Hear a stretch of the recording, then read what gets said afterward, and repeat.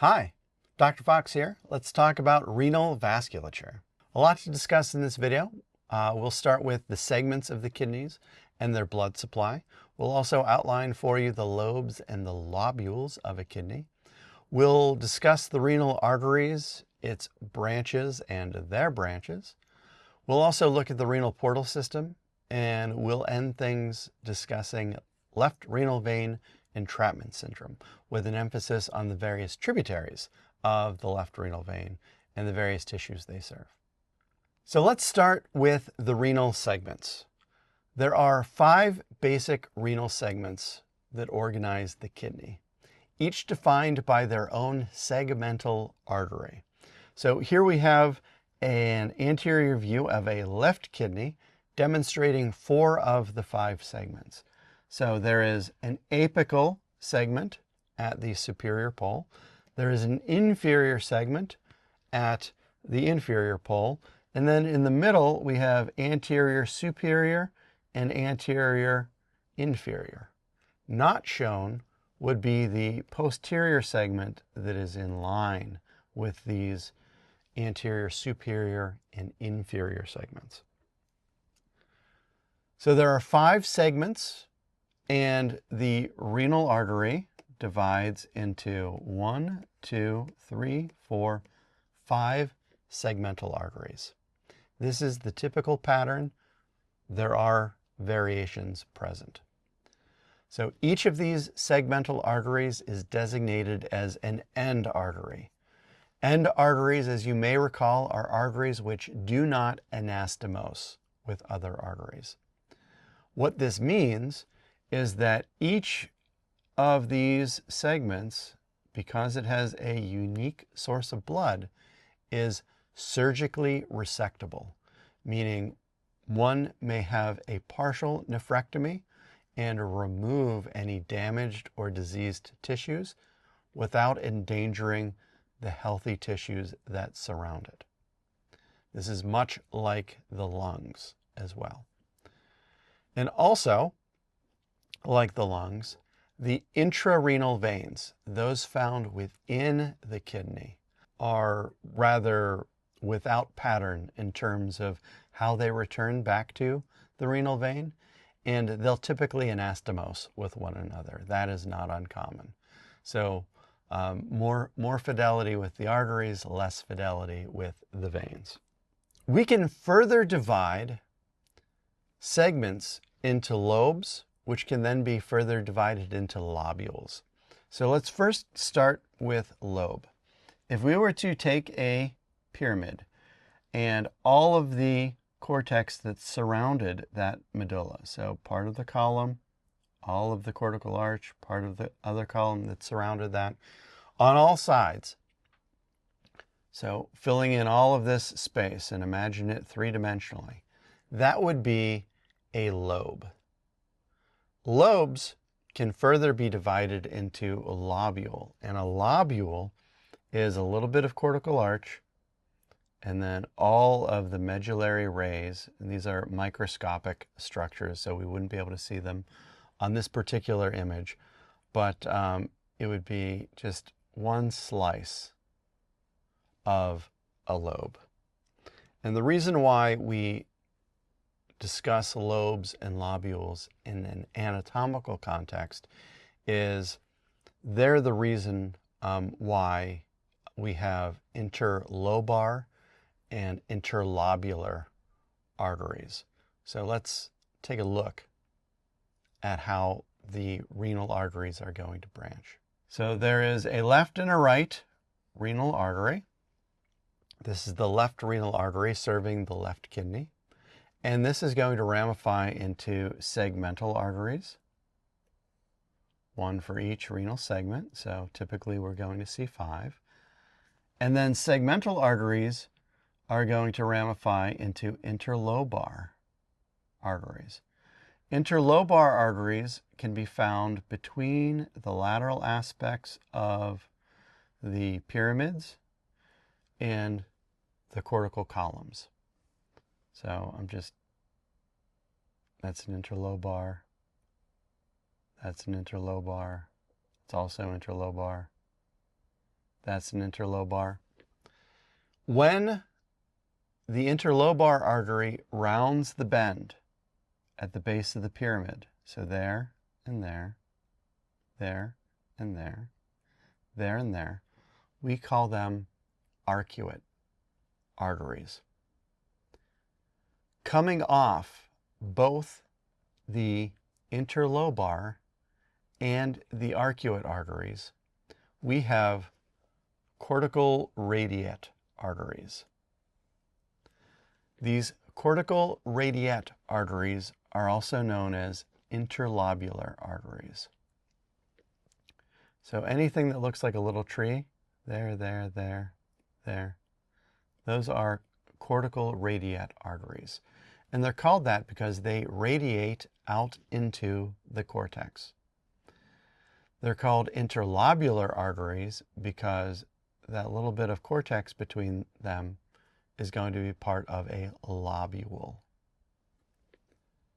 Now, each of those cortical radiate arteries, as it branches out into the cortex, is going to supply afferent arterioles. Afferent means in, and those afferent arterioles are going to feed into very specialized capillary beds called glomeruli. Glomeruli is the plural of glomerulus, and that is the capillary bed whereby blood is transformed into filtrate. Filtrate is the substance that precedes urine. So there is also a renal portal system.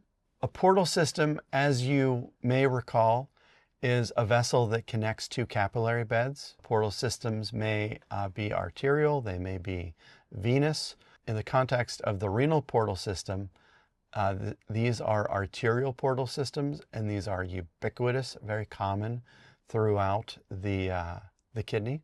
And what this portal system does is it connects glomeruli. So there's one glomerulus, there is another glomerulus, with specialized capillaries that surround the nephron called peritubular capillaries and vasa recta. Glomeruli are going to be connected to these other specialized capillary beds via efferent arterioles.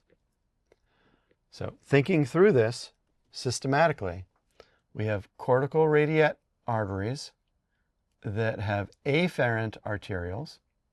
The afferent arterioles feed into glomeruli, and then there are efferent arterioles that conduct blood to the peritubular capillaries and to the vasa recta.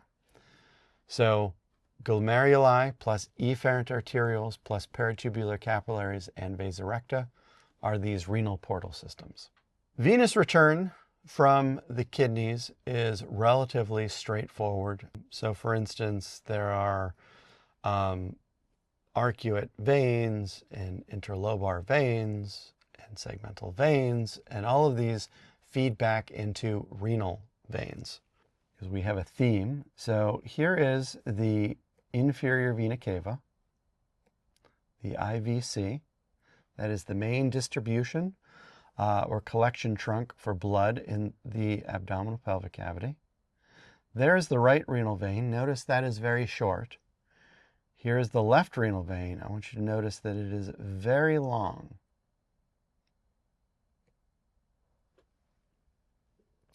So the left renal vein is 3 times longer than the right renal vein. And it is going to have branches, or tributaries rather, that are going to drain structures on the left that on the right side drain directly into the IVC. So, for instance, the left suprarenal vein drains into that left renal vein. The left inferior phrenic vein drains into that left renal vein. So suprarenal vein from the left suprarenal gland, left inferior phrenic vein from the left inferior side of the diaphragm. Oftentimes these are received by a common trunk, which we can see right here. And inferiorly, we can see a left gonadal vein. So that left gonadal vein is coming up from the gonads, either the testis or the ovaries, and feeding into that left renal vein. So all of those veins on the left side go into the left renal vein. All of them on the right side go into the inferior vena cava. Now, crossing over the left renal vein is a major artery that supplies the midgut, and that's the superior mesenteric artery, or the SMA for short. It's a branch of the abdominal aorta. If we were to look at this kind of as a silhouette, so here's the abdominal aorta. So looking at it laterally, there's the SMA. And between the two of these, kind of in the crook of that, would be the left renal artery. Now, what can happen is if there is an aneurysm of any of these arteries, typically it would be an aneurysm of the abdominal aorta. So the wall of that starts to blow out like so. That's going to compress the left renal vein. And that is going to occlude the return of blood from the left suprarenal gland, the left inferior part of the diaphragm, and the left gonad. As a result, this may present as hematuria, so that would be blood in the urine, flank and or gonadal pain on the left side, and varicocele. Varicocele is a dilation of the veins that surround the testis on the left-hand side. So this is known as left renal vein entrapment syndrome, sometimes called nutcracker syndrome because of the relationship of these vessels looking like a nutcracker. So we've discussed the segments of the kidneys and how we can divide segments into lobes and lobules. We've discussed the branching pattern of the renal arteries into segmental and then interlobar and interlobular and arcuate arteries. We've discussed the renal portal system. And then finally, we've gone through left renal vein entrapment syndrome, emphasizing the differences of tributaries of left-sided versus right-sided structures, whereas some structures are specialized into draining into the left renal vein. Thank you so much for your time, and I'll talk to you in the next video.